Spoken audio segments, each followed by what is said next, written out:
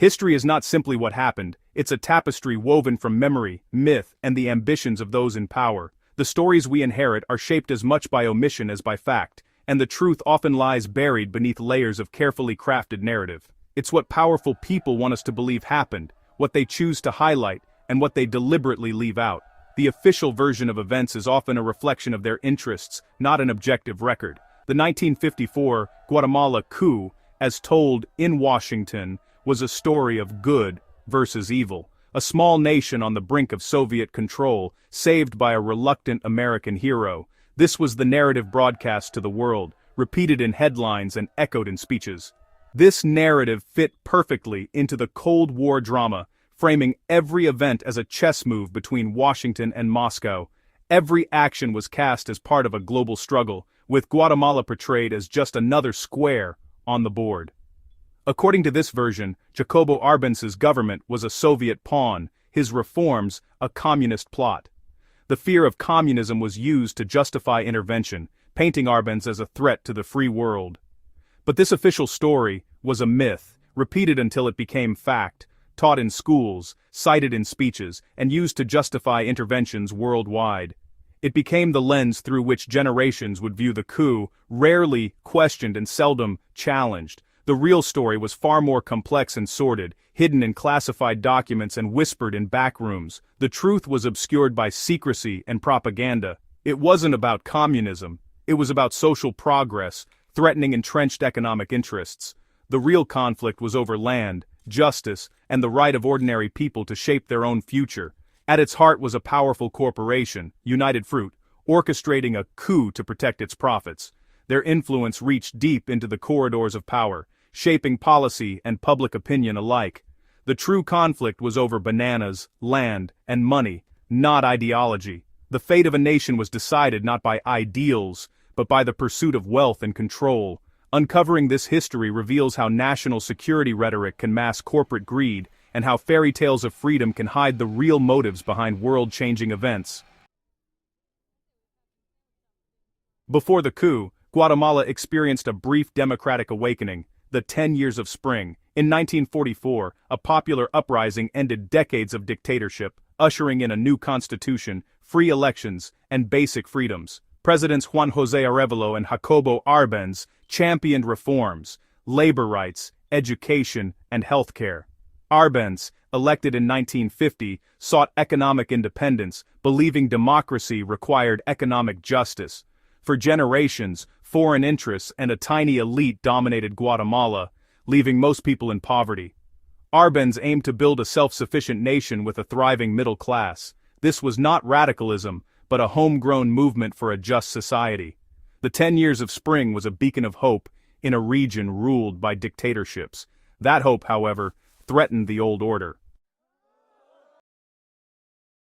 Árbenz's signature reform was Decree 900, the 1952 Agrarian Reform Law, a bold move that would shake the foundations of Guatemalan society and threaten powerful interests. The law targeted the extreme concentration of land. Less than 2% of the population owned over 70% of arable land, much of it lying idle while millions struggled in poverty.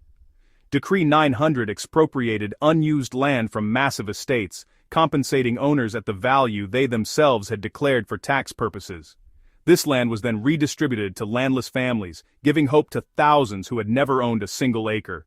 Despite accusations from abroad, this was a moderate, capitalist reform, designed to modernize agriculture and empower rural communities, not to spark a communist revolution. The largest landowner affected was the United Fruit Company, a powerful U.S. corporation that controlled not only vast tracts of land, but also the main port and the railroads, essentially dominating Guatemala's economy. For years, United Fruit had undervalued its land to minimize taxes. Now, that strategy backfired, as the government used those same low values to determine compensation for expropriated land. To United Fruit, Decree 900 was not just a policy, it was an existential threat to its business model, which relied on cheap land, low wages, and political influence. The company refused the compensation offered and quickly turned to Washington, lobbying U.S. officials and painting the reform as a dangerous precedent. In the end, the fate of Guatemala would be decided not by its own people, but by powerful corporate interests and policymakers in the United States. The conflict was never truly about ideology or political systems. It was, at its core, a battle over profit, resources, and who would control the future of Guatemala. As tensions escalated, United Fruit's fight to protect its empire would soon become America's fight as well, setting the stage for a dramatic intervention.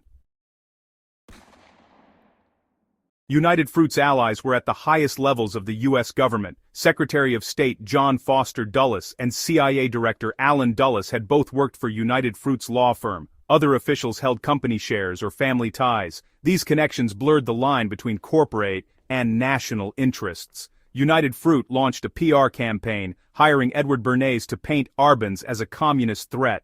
Stories of a Soviet beachhead in Guatemala flooded U.S. media. The Dulles brothers, already obsessed with the domino theory, seized on this narrative. Protecting United Fruit's assets became synonymous with fighting communism. Private profit was disguised as national security. With the stage set, the Eisenhower administration authorized the CIA's covert plan, Operation PB Success. This wasn't a military invasion, but a campaign of psychological warfare. The CIA created a fake rebel army and set up the Voice of Liberation radio, broadcasting lies about massive uprisings and government collapse. CIA planes dropped leaflets and small bombs to spread panic. The real goal was to terrify the Guatemalan military and public, making resistance seem hopeless. The rebel force, led by Carlos Castillo Armas, was small. Its purpose was to provide a cover story for U.S. intervention. The CIA spread rumors, forged documents, and jammed government communications. The operation was a masterclass in manipulation. Guatemala was convinced to defeat itself. The coup would be won with whispers and fear, not armies. The collapse of democracy became a self-fulfilling prophecy. The CIA's psychological warfare targeted the Guatemalan army, not the people. Officers were convinced that resistance meant destruction by the U.S. and that supporting Árbenz was futile. As Castillo Armas's rebels crossed the border, the army hesitated. They could have crushed the invasion, but fear paralyzed them. U.S. threats and radio propaganda deepened their doubts. When Árbenz proposed arming civilian militias, the conservative officer corps saw it as a greater threat than the coup itself. Fearing social revolution, the army turned against Árbenz. His commanders delivered an ultimatum: resign or face civil war and U.S. invasion. On June 27, 1954, Árbenz resigned, defeated by fear and betrayal within his own ranks. The democratic spring ended not with a battle but with a surrender to psychological warfare. Guatemala's fate was sealed in the barracks, not on the battlefield. Árbenz's resignation unleashed a wave of repression that swept across Guatemala, shattering hopes for a more just society. The streets, once alive with the energy of reform, now echoed with fear and uncertainty as soldiers took control. Carlos Castillo Armas, installed by the CIA, immediately suspended the Constitution, banned political parties, and began a relentless hunt for former reformers and their supporters. The new regime wasted no time in erasing the progress of the past decade.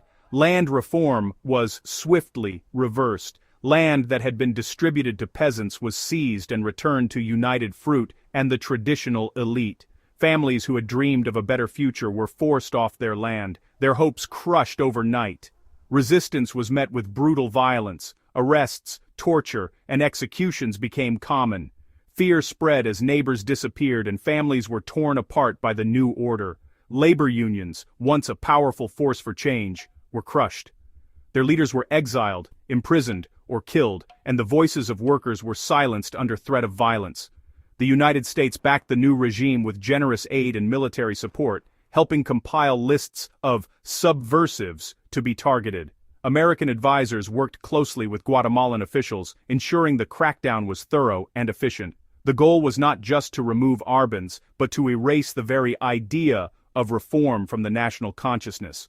Reform documents were burned, and any trace of progress was systematically destroyed. The coup sent a chilling message, not only to Guatemala, but to all of Latin America. Democracy would be tolerated only if it served U.S. interests. Any attempt at independence or social justice would be crushed. The aftermath was a human tragedy. Thousands were arrested, hundreds executed, and a vibrant political culture was extinguished. Families mourned, loved ones lost to violence and repression. Guatemala became a military state ruled by terror for decades, its people living under constant surveillance and the threat of violence. The stability America claimed was, in truth, the silence of the grave, a nation's dreams buried beneath fear and loss. The 1954 coup didn't solve Guatemala's problems, it made them worse. By destroying democracy, it closed off peaceful change and set the stage for a brutal civil war. Many Guatemalans, seeing reform was impossible, turned to armed struggle. The war, lasting 36 years, became a genocide against the indigenous Maya. Entire villages were wiped out, atrocities mounted. Over 200,000 people were killed or disappeared, mostly by state forces. The U.S. continued to support the repressive regimes, fueling the violence. The coup's legacy shattered trust, deepened divisions, and a culture of impunity. Guatemala's tragedy was born from a single cynical decision in Washington.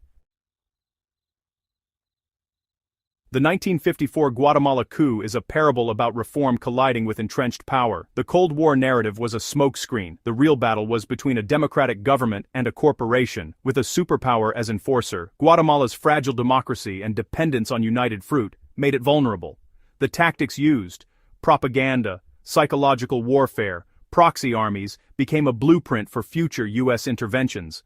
The fate of millions was decided in boardrooms and government offices, not by the people. The rhetoric of freedom masked agendas of greed and control. The lesson: always ask, who benefits, when hearing justifications for intervention. Guatemala's stolen choice is a warning. The struggle between reform and power still shapes our world.